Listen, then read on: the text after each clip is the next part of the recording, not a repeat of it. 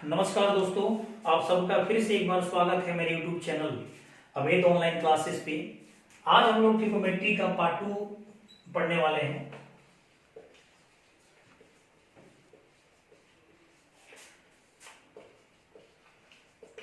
Part 1 इसके पहले हो चुका है। पार्ट 1 का वीडियो है ट्रिग्नोमेट्री का, उसमें मैंने ट्रिग्नोमेट्री का जो बेसिक कंसेप्ट था या जो बेसिक फार्मूला था उसके बारे में उस वीडियो को बनाया हुआ था। लेकिन आज हम लोग उससे थोड़ा सा हट के, मैंने उसमें कहा भी था कि अगर ये वीडियो खत्म हो जाता है तो इसके बाद हम लोग एडवांस में चलेंगे। तो आज हम लोग उस चीज को पढ़ने वाले हैं। इसको थोड़ा सा ध्यान से समझने की कोशिश कीजिएगा। सबसे पहले हम लोग देख लेते हैं कि जो एंगल होता है, कोण, ये कोण बनता कैसे है। जब कोण बन जाता है तो उस कोण को मापने की कौन कौन सी पद्धतियां होती है, कैसे उसको मापते हैं, इस चीज को इसमें हम लोग सीखने वाले हैं। तो सबसे पहले हम लोग देख लेते हैं कोण के बारे में। जो एंगल होता है, हम लोगों ने पिछली क्लास में पढ़ा होगा कि अगर एक स्थिर बिंदु है, किसी तल में अगर एक स्थिर बिंदु है और इस स्थिर बिंदु से इस स्थिर बिंदु पर अगर कोई दो लाइन आकर अगर मिल जाए और मिलने से जो झुकाव बने उसको हम कोण कहते हैं। लेकिन ये 11th वाले चैप्टर में क्या करता है कि अगर ये एक स्थिर बिंदु है, यहां से अगर हम ऐसे एक सीधी लाइन खींच दें, ठीक है, ये इस साइड में ये लाइन जो रेखा ये अनंत दूरी तय कर सकती है। यहां पर एक स्थिर बिंदु हो गया, इसको हम किरण का भी नाम दे सकते हैं। अगर ये लाइन किसी भी डायरेक्शन से होते हुए, अब यहां दो तरह से डायरेक्शन सेट हो सकते हैं। एक डायरेक्शन होगा घड़ी के दिशा में और एक डायरेक्शन होगा घड़ी के विपरीत दिशा में। मैं थोड़ा सा डायरेक्शन के बारे में यहाँ जिक्र कर लूं कि डायरेक्शन यहाँ कैसे है, मतलब जिस डायरेक्शन का इस्तेमाल करके हम लोग कोण बनाने वाले हैं वो कौन कौन सा डायरेक्शन होगा और किस डायरेक्शन में किस टाइप का कोण बनेगा। यहाँ जो हम लोग कोण पढ़ेंगे उसमें दो टाइप के कोण होंगे, एक होगा पॉजिटिव एंगल और एक होगा नेगेटिव एंगल। पॉजिटिव एंगल मतलब धनात्मक कोण और नेगेटिव एंगल मतलब ऋणात्मक कोण। ये नेगेटिव और पॉजिटिव एंगल, ये जो रेखा है जब हम कोण बनाना चालू करते हैं उस कोण के दिशा पे, मतलब बनाने की जो दिशा होती है उस पे निर्भर करता है। अगर हम मान लेते हैं कि ये, जैसे अगर घड़ी को हम देखें तो घड़ी का अगर हम ये डायग्राम ऐसे अगर बना लें, ऐसे, एक तो घड़ी ऐसे घूमती है, घड़ी का ये डायरेक्शन होता है, या ये तो ऐसे भी डायरेक्शन हो सकता है। मतलब हम ऐसे ये नीचे भी जा सकते हैं, हम ये ऊपर भी जा सकते हैं। मतलब ये लाइन ऐसे ये ऊपर भी ऐसे मूव कर सकती है और ऐसे नीचे भी मूव कर सकती है। तो अगर ऐसे नीचे मूव करेगी ये लाइन तो इसको कहेंगे घड़ी के दिशा में घूम रही है, मतलब ये क्लॉकवाइज जा रही है। ऐसे ये है, ये क्लॉकवाइज डायरेक्शन है। जब इसको हम ऐसे घुमाएंगे ऐसे तो ये एंटी क्लॉक होता है। अगर ऐसे मूव करेंगे, मतलब अगर सामने से अगर ऐसे देखा जाए, अगर मैं ऐसे खड़े हो जाऊं, अगर मैं ऐसे मूव कर रहा हूं, ऐसे घुमाऊं, ऐसे रोटेट कराऊं ऐसे, तो ये कहां जा रहा है, ये मेरे दाहिने साइड जा रहा है। इसका मतलब जो घड़ी की दिशा होती है जिसको हम क्लॉकवाइज बोलते हैं उसको हम हिंदी में दक्षिणावर्त का भी नाम देते हैं। तो मैं लिख दे रहा हूं, जो ये क्लॉकवाइज होता है इसको हम दक्षिणावर्त भी बोलते हैं, ठीक है। और क्लॉकवाइज के विपरीत डायरेक्शन में ऐसे ऐसे हम घुमा लिए तो ये हो गया दक्षिणावर्त यानी क्लॉकवाइज। अगर इसी चीज को अगर हम ऐसे अगर रोटेट करें, ऐसे अगर घुमाएं तो ये हो जाएगा एंटी क्लॉकवाइज। एंटी क्लॉकवाइज का मतलब है कि घड़ी के विपरीत, और ऐसे अगर घुमाते हैं तो ये हो जाएगा वामावर्त। तो ये दोनों नाम हम लोग याद रखना है। किताब में कभी कभी दक्षिणावर्त का भी इस्तेमाल करता है, कभी कभी वामावर्त का भी इस्तेमाल करता है, ठीक है। तो ये दो टाइप से यहाँ डायरेक्शन सेट होंगे और इन्हीं दोनों डायरेक्शन के वजह से एक कोण पॉजिटिव एंगल बनेगा और एक कोण नेगेटिव एंगल बनेगा। हम लोग आगे देखेंगे कि कब किस डायरेक्शन में पॉजिटिव होगा और किस डायरेक्शन में नेगेटिव होगा। लेकिन कोण बनाने की जो डायरेक्शंस है ये दो तरह से होते हैं। फिर यहां अगर हम देखें कि ये बिंदु जो है स्थिर है, इससे एक यहाँ पर रेखा खींचा हुआ है।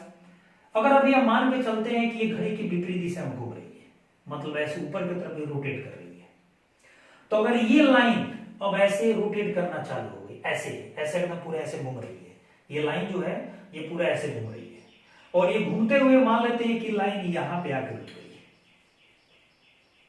मतलब यही लाइन जब ये मूव करना रोटेट करना चालू की तो ये घूमते घूमते घूमते आकर यहाँ पे रुक गई। जरूरी नहीं है कि यहाँ पे रुकेगी, कहीं भी रुक सकती है, लेकिन इसमें ये घूमने से रोटेट करने से जो ये दूरी तय की, ये एक तरह से देखा जाए तो छोटा सा ये ऐसे एक चाप का निर्माण कर रही है। इसके द्वारा ये जो कोण यहाँ बन रहा है, ये जो झुकाव बन रहा है, इसी को हम कोण बना देते हैं। अगर इसके डिफिनेशन की बात की जाए तो किसी स्थिर बिंदु पे अगर दो रेखाओं यहाँ पर मिलती है और उस रेखाओं के मिलने से जो झुकाव बनता है, वो झुकाव को ही हम कोण का नाम देते हैं। लेकिन जो कोण बनता है, कोण बनाने की जो प्रक्रिया होती है, ये कुछ इस तरह से होती है कि एक बिंदु से एक लाइन ऐसे जाती है, एक रेखा जाती है, और वही रेखा अगर किसी एक डायरेक्शन में अगर रोटेट करना चालू करते हैं तो जितना रोटेट करेगी वही उसका मान कोण होगा। और कोण को थीटा फाई या किसी और नोटेशन से डिनोट कर सकते हैं। ठीक है, तो ये कोण बन गया। ये तो मैं एक दिखाया था। अब रही बात रोटेट करने की, तो रोटेट करने के जो डायरेक्शंस होते हैं, मैंने अभी बताया कि दो डायरेक्शन होते हैं। एक होता है क्लॉकवाइज, जिसको हिंदी में दक्षिणावर्त कहते हैं। एक होता है एंटी क्लॉकवाइज, जिसको वामावर्त कहते हैं। जब कोण क्लॉकवाइज बनता है,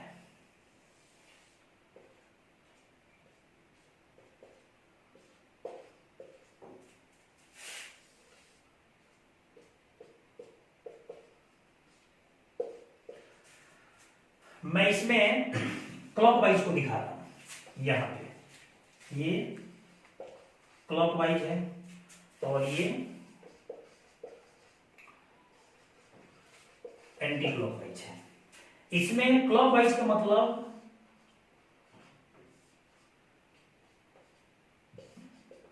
ये डायरेक्शन ऐसे, ये क्लॉकवाइज हो रहा है।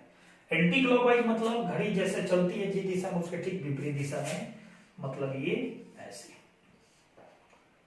ये ऐसे होता है।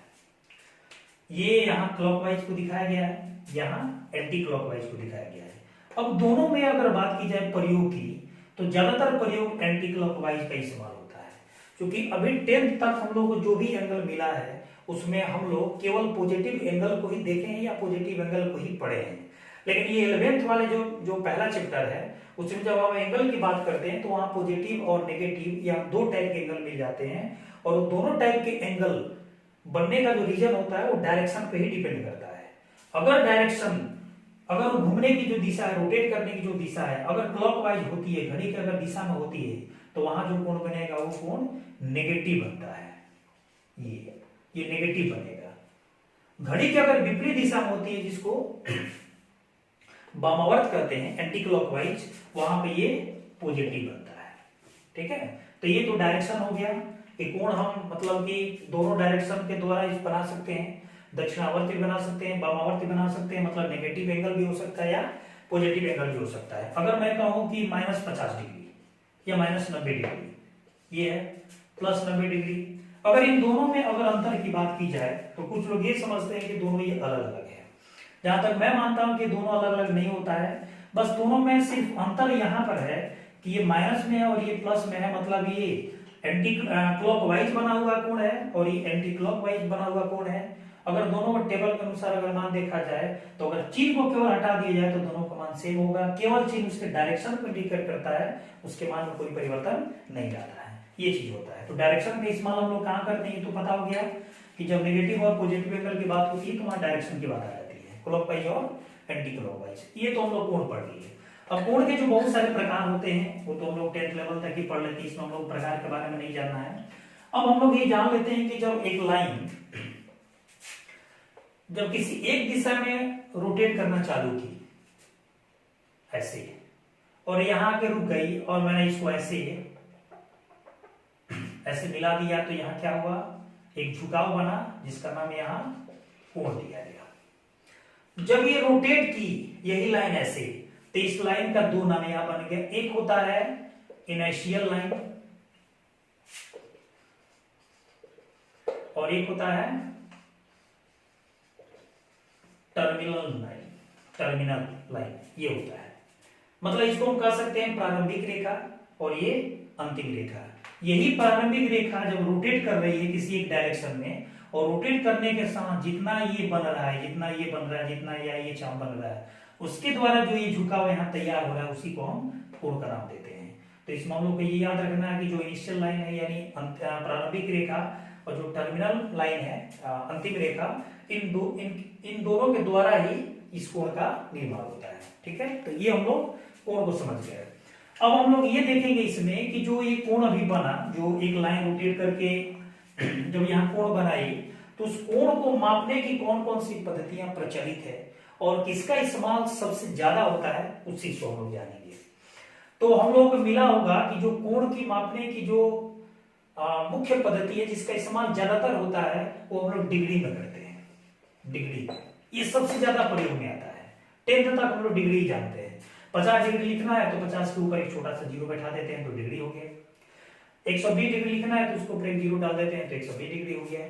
लेकिन इन डिग्री के अलावा दो और अन्य पद्धतियां होती है जिसका इस्तेमाल अब हम लोग करने वाले हैं, और 10th लेवल के बाद ये डिग्री थोड़ा सा कम हो जाता है। और इसके अलावा जो दो अन्य पद्धति है जिसमें एक रेडियन भी होता है उसका इस्तेमाल सबसे ज्यादा होता है, और जो ग्रेड पद्धति है, ग्रेड सिस्टम जो होता है उसका इस्तेमाल कम होता है। ठीक है, तो हम लोग तीनों को बारी बारी से समझेंगे। तो सबसे पहले हम लोग देख लेते हैं, लिख लेते हैं कि पहला जो सिस्टम है ये होता है डिग्री सिस्टम। इसको हम डिग्री मेथड भी बोलते हैं। दूसरा जो है इसको हम रेडियन सिस्टम कर सकते हैं, रेडियन मेजर भी कर सकते हैं। और तीसरा जो है ये ग्रेड सिस्टम होता है। ये तीनों के बारे में हम लोगों को पढ़ना है। तीनों के द्वारा कोण को हम कैसे मापते हैं और तीनों के बीच क्या रिलेशन है, डिग्री और रेडियन के बीच क्या रिलेशन है, डिग्री रेडियन और ग्रेड के बीच क्या रिलेशन है, इन तीनों के बारे में इसमें इस वीडियो में हम लोग पढ़ने वाले हैं। इससे ज्यादा इसमें कुछ नहीं मिलेगा। तो सबसे पहले हम देख लेते हैं डिग्री के बारे में कि डिग्री सिस्टम में क्या होता है। अगर हम अगर एक हम ब्रीथ की बात करें, ये ब्रीथ, यहां एक बिंदु जो इसका सेंटर है, केंद्र है, ये इसकी त्रिज्या है, यहां एक बिंदु ए है, ये इसका सेंटर ओ हो जाएगा। अगर ये बिंदु ए या रेखा ओ ए अगर ये रोटेट करे किसी भी डायरेक्शन में, ऊपर चाहे नीचे, मतलब क्लॉकवाइज या एंटी क्लॉकवाइज, अब इससे कोई मतलब नहीं है, किसी भी डायरेक्शन में अगर रोटेट करे और जहां से रोटेट करना चालू करे और वहीं पे आकर रुक जाए, तो कहेंगे कि ये पूरा एक चक्कर पूरा कर लेगी और वैसी स्थिति में यहां कोण बनेगा 360 डिग्री का, ये पूरा। अगर इस 360 डिग्री को अगर मैं 4 भागों में डिवाइड कर दूं तो प्रत्येक भाग का जो मान होगा वो 90-90 डिग्री के बराबर होगा। ये भी 90 डिग्री का, ये भी 90 डिग्री का, ये 90 डिग्री का, ये 90 डिग्री का। मैं किसी एक 90 डिग्री के मान को मैं यहां ले रहा हूं डिग्री सिस्टम को समझाने के लिए, हालांकि पूरे पर भी हम लोग समझ सकते हैं। तो डिग्री सिस्टम में क्या होता है कि इसमें होता है कि एक समकोण जानते हैं 90 डिग्री के बराबर होता है, एक समकोण 90 डिग्री। अगर मैं ये कहूं कि इस 90 डिग्री को अगर 90 भागों में अगर बराबर बराबर अगर बांट दिया जाए, इस 90 डिग्री को अगर 90 बराबर भागों में बराबर बराबर बांट दिया जाए तो प्रत्येक भाग को हम क्या कहेंगे। जैसे मैंने अभी ये बताया कि तो पूरा बनेगा 360, केवल इस पार्ट की हम बात करें या इसमें चारों में से किसी एक पार्ट की बात करें तो ये प्रत्येक का ये 90 का हो जाएगा। ये 90 वाले भाग को अगर मैं छोटा छोटा ऐसे अगर कर दूं, ये छोटा छोटा कितना बार में, ये 90 बार अगर मैं बांट दूं तो ये प्रत्येक का जो ये हिस्सा होगा, ये प्रत्येक का, इस प्रत्येक हिस्सा को हम क्या कहेंगे। तो यहां हम कहेंगे कि प्रत्येक हिस्सा को हम एक डिग्री कर सकते हैं, एक डिग्री उसका नाम रखेंगे। यानी एक समकोण में तब 90 डिग्री हो गया, ठीक है। और 90 डिग्री को जब मैं क्या किया कि 90 भागों में बांट दिया तो प्रत्येक भाग को मैंने एक डिग्री का नाम दिया, ठीक है। अब ये देखेंगे कि अगर 1 डिग्री है और इस 1 डिग्री को अगर मैं 60 भागों में फिर बांट दूं, मतलब इस 1 डिग्री का फिर 60 को टुकड़ा हुआ है भाई, एकदम बराबर बराबर छोटा छोटा इस 1 डिग्री का, तो उस प्रत्येक टुकड़े को हम क्या कहेंगे, तो उसको हम कहते हैं मिनट। यानी इस 1 डिग्री में 60 बार भाग किया गया, 60 टुकड़ा किया गया, यानी कह सकते हैं कि 1 डिग्री में तब 60 मिनट होता है। याद रखना है ये नोटेशन जो है ये मिनट के लिए दर्शाता है, 60 मिनट। ठीक इसी तरह अगर हम 1 मिनट की बात करें तो 1 मिनट को फिर अगर हम 60 भागों में अगर हम बराबर बराबर तोड़ दें तो प्रत्येक भाग को हम 1 मिनट कर सकते हैं, सॉरी 1 मिनट में यहाँ 60 सेकेंड होगा, ठीक है। तो एक समकोण बराबर हो गया 90 डिग्री, 1 डिग्री बराबर हो गया 60 मिनट, और 1 मिनट में हो गया 60 सेकेंड। ये जो मेजरमेंट यहाँ दिखाया गया है, ये जो है ये डिग्री सिस्टम को ये दिखाएगा। हम लोग को याद क्या रखना है कि 1 डिग्री में कितना मिनट होता है, 1 मिनट में कितना सेकेंड होता है, और एक समकोण में यहाँ 90 है, ठीक है। तो ये पूरा सिस्टम डिग्री सिस्टम में होता है, और इसको इंग्लिश में सेक्साजेसिमल सिस्टम के नाम से भी जानते हैं, सेक्साजेसिमल सिस्टम होता है। अब दूसरा हम लोग को ये जानना है ग्रेड सिस्टम के बारे में। अभी मैं इसको बाद में बताऊंगा, ये हम लोग का डिग्री हो गया, अब हम लोग ग्रेड सिस्टम को समझेंगे। ग्रेड सिस्टम में क्या है कि अगर एक समकोण है, एक समकोण में अभी अभी हम लोग को मिला कि एक समकोण में होता है 90 डिग्री में, लेकिन अगर इस 90 डिग्री को अगर मैं 100 भागों में बांट दूं, मतलब 90 डिग्री 100 भागों में बराबर बराबर टुकड़ा हुआ है। इसके पहले क्या किया गया था, 90 भागों में बांटा गया था एक समकोण को, मतलब 90 डिग्री को, और प्रत्येक भाग को 1 डिग्री का नाम दिया गया था। लेकिन ये जो ग्रेड वाला सिस्टम है, इसमें अगर एक समकोण को या 90 डिग्री को अगर 100 भागों में बराबर बराबर भागों में बांट दिया जाए, तो प्रत्येक भाग का क्या नाम रखेंगे, तो उसको कहते हैं हम ग्रेड। यानी कि 90 डिग्री में 100 ग्रेड होता है। ये ग्रेड का पहचान है, 100 के ऊपर एक छोटा सा जी हम बैठा देंगे तो एक ग्रेड हो जाएगा, ठीक है। अब एक ग्रेड की अगर बात करें, तो एक ग्रेड को फिर हम 100 भागों में बराबर बराबर तोड़ रहे हैं, एकदम छोटा छोटा टुकड़ा कर रहे हैं, एकदम सेम इक्वल पार्ट में। तो प्रत्येक भाग को हम क्या कहेंगे, ग्रेड मिनट कहेंगे। यानी यहां हो जाएगा 100 मिनट, मतलब ग्रेड मिनट होता है, ठीक है। इसके बाद अगर 100 ग्रेड मिनट को अगर फिर 100 भागों में हम बांट दें, तो यहां क्या हो जाएगा, 100 ग्रेड सेकेंड हो जाता है। मतलब ये मिनट, ये सेकेंड, ये सब ग्रेड में काम करता है। इसके पहले भी था, डिग्री में भी काम कर रहा था, और यहाँ ग्रेड में भी काम कर रहा था, ठीक है। एक बार इसको और देख लेते हैं। एक समकोण 90 डिग्री, इस 90 डिग्री को 100 भागों में बराबर बराबर बांटा गया, 100 भागों में, तो प्रत्येक भाग को हम एक ग्रेड का नाम देंगे। यानी ये कह सकते हैं कि 90 डिग्री बराबर हो जाएगा 100 ग्रेड, और फिर एक ग्रेड को अगर 100 भागों में बांट दे, तो प्रत्येक भाग को एक हम ग्रेड मिनट कह सकते हैं। यानी एक ग्रेड में 100 ग्रेड मिनट होता है, और यहां गलती हो गया था, एक ग्रेड मिनट में 100 ग्रेड सेकेंड होता है। ये जो पूरा है ये ग्रेड सिस्टम को दिखाएगा। बाद में मैं जब तीनों के बीच रिलेशन दिखाऊंगा, उसमें एक बार फिर से समझाऊंगा कि ये काम फिर कैसे करता है, ठीक है ना। इसके पहले भी हम लोग देख लिए हैं डिग्री सिस्टम में कि एक समकोण बराबर 90 डिग्री, 90 डिग्री को 90 भागों में बांटा गया, प्रत्येक भाग 1 डिग्री का लाया, ठीक है। फिर 1 डिग्री को फिर 60 भागों में बांटा गया, तो प्रत्येक भाग 1 मिनट का लाया, अर्थात 1 डिग्री बराबर 60 मिनट, और 1 मिनट को फिर 60 भागों में बांटा गया, तो प्रत्येक भाग 1 सेकंड का लाया। इसका मतलब कि 1 मिनट बराबर 60 सेकंड। ठीक उसी तरह कि एक समकोण बराबर 90 डिग्री, अगर 90 डिग्री को अगर 100 भागों में, उसमें 60 भागों में बांटा जा रहा था, इसमें 100 भागों में बांटा जा रहा है। अगर 90 डिग्री को 100 भागों में बांटा गया, तो प्रत्येक भाग को हम ग्रेड कहेंगे।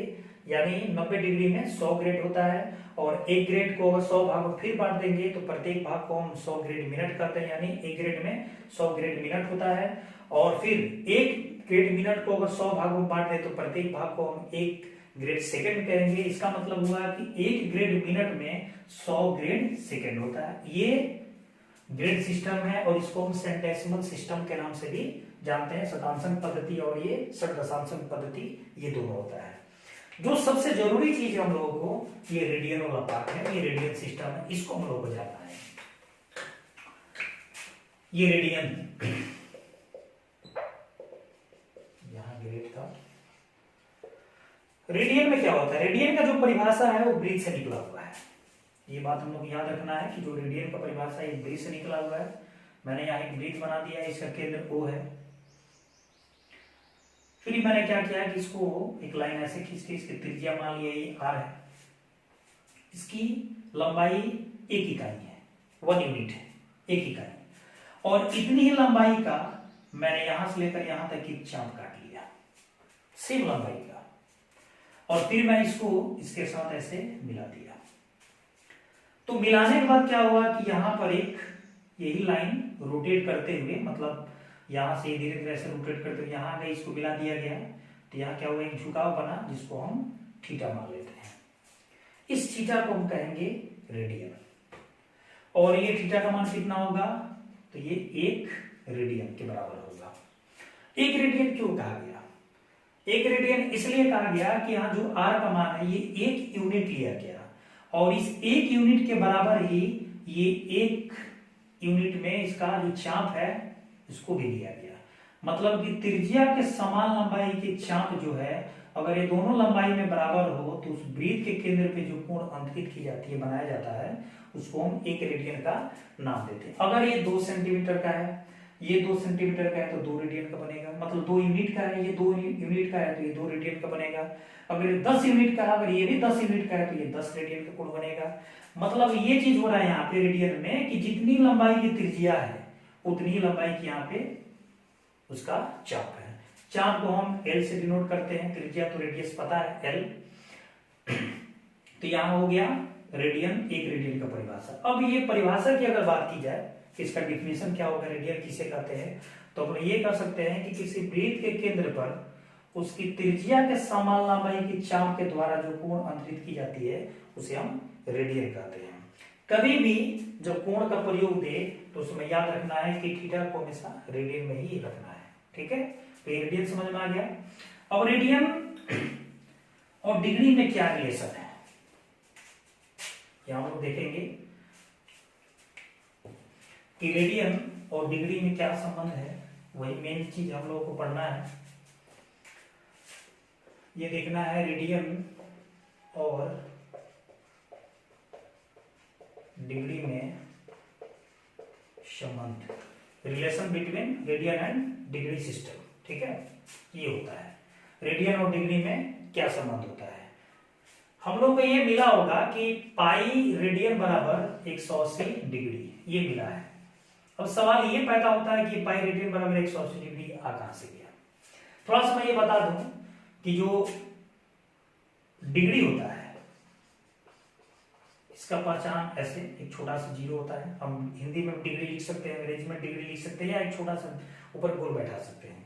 रेडियन के लिए जो सबसे जरूरी है, इस रेडियन के लिए हम क्या करते हैं, जिसे लिखना है 10 रेडियन, तो 10 हम ऐसे भी लिख सकते हैं, या 10 RAD भी लिख सकते हैं, या 10 ऊपर C भी ऐसे बैठा सकते हैं, या केवल 10 भी छोड़ सकते हैं। ये चारों मान संभव है।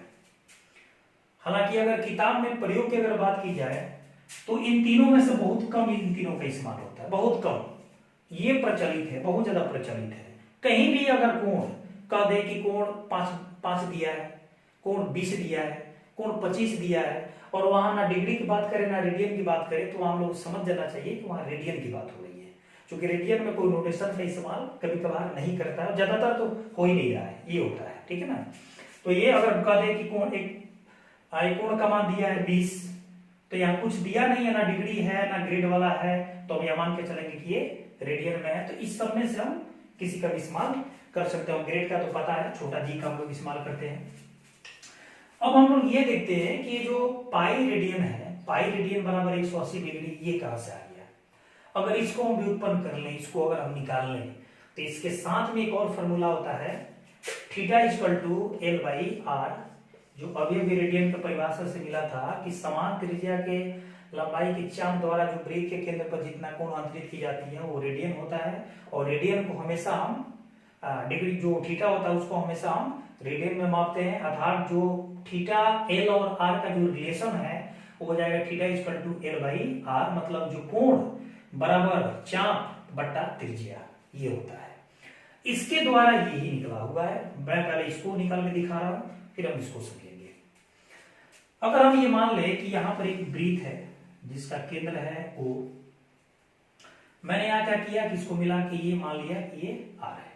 ठीक है, अब हम क्या करते हैं कि ये जो लाइन है अभी रोटेट कर रहा है किसी डायरेक्शन में, मतलब हम हमेशा अगर जिक्र ना करें कि पॉजिटिव है नेगेटिव है, तो हम हमेशा पॉजिटिव लेकर ही चलेंगे, तो हम एंटी क्लॉकवाइज जा रहे हैं। ये ऐसे ही मूव करते करते करते मान लो यहाँ आ गया, ये अगर ए मानते हैं तो ये बी हो गया, मैंने इसको क्या किया, ऐसे मिला दिया।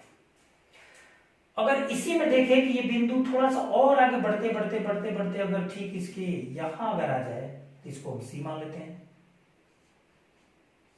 ऐसे ही रोटेट करते, मतलब ए बी बना, बी तक गया, फिर बी से घूमते हुए सीधे बी कहां गया, सी पे आ गया।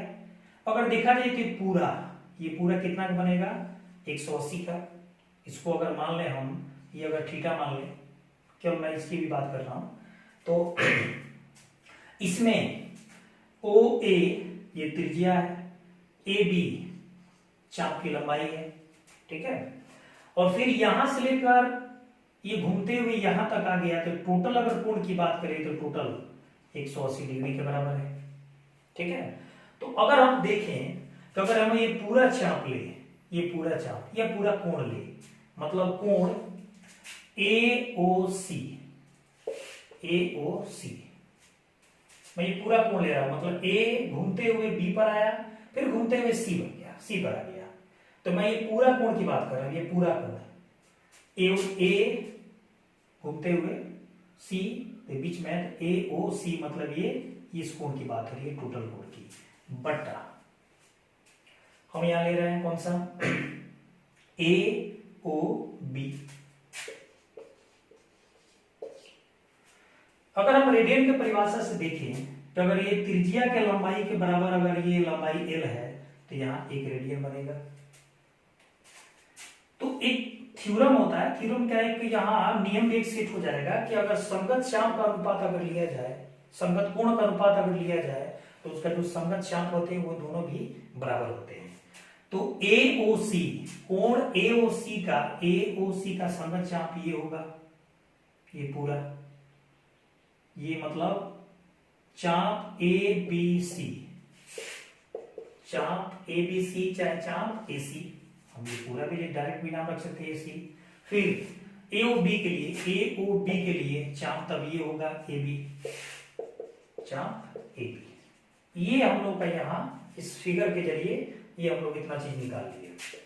फिर हम देखें कि AOC जो कोण है, AOC तो कोण कितना है, 180 डिग्री। नीचे AOB कितना है, AOB रेडियन की परिभाषा से 1 रेडियन बराबर चाप AC, A ये पूरा C।